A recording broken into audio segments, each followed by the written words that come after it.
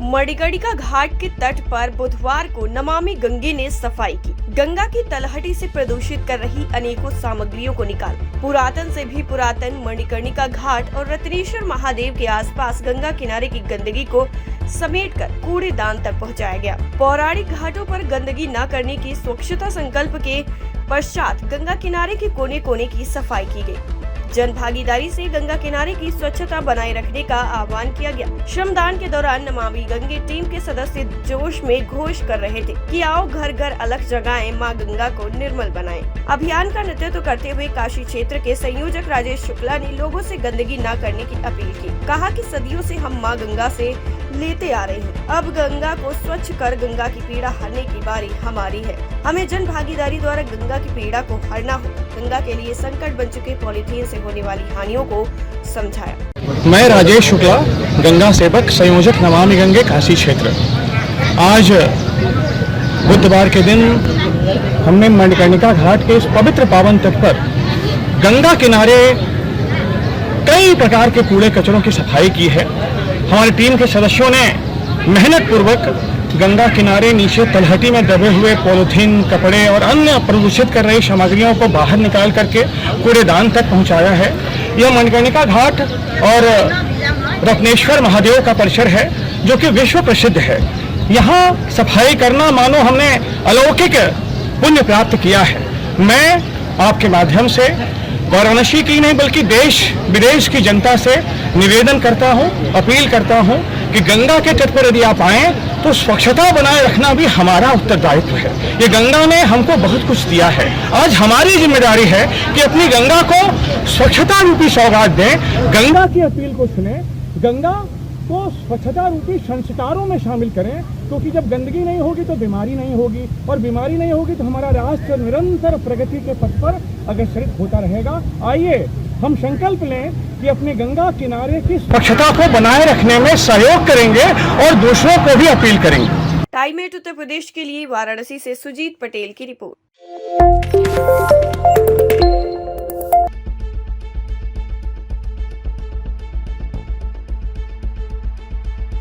मणिकर्णिका घाट के तट पर बुधवार को नमामि गंगे ने सफाई की। गंगा की तलहटी से प्रदूषित कर रही अनेकों सामग्रियों को निकाल पुरातन से भी पुरातन मणिकर्णिका घाट और रत्नेश्वर महादेव के आसपास गंगा किनारे की गंदगी को समेटकर कूड़ेदान तक पहुंचाया गया। पौराणिक घाटों पर गंदगी न करने की स्वच्छता संकल्प के पश्चात गंगा किनारे के कोने कोने की सफाई की गई।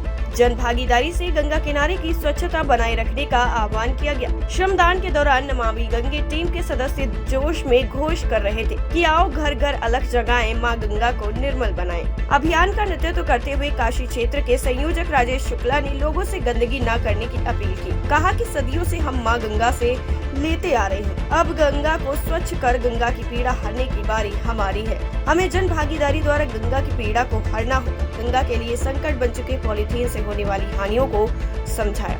मैं राजेश शुक्ला, गंगा सेवक, संयोजक नमामि गंगे काशी क्षेत्र। आज बुधवार के दिन हमने मणिकर्णिका घाट के इस पवित्र पावन तट पर गंगा किनारे कई प्रकार के कूड़े कचरों की सफाई की है। हमारी टीम के सदस्यों ने मेहनत पूर्वक गंगा किनारे नीचे तलहटी में दबे हुए पॉलीथीन, कपड़े और अन्य प्रदूषित कर रही सामग्रियों को बाहर निकाल करके कूड़ेदान तक पहुंचाया है।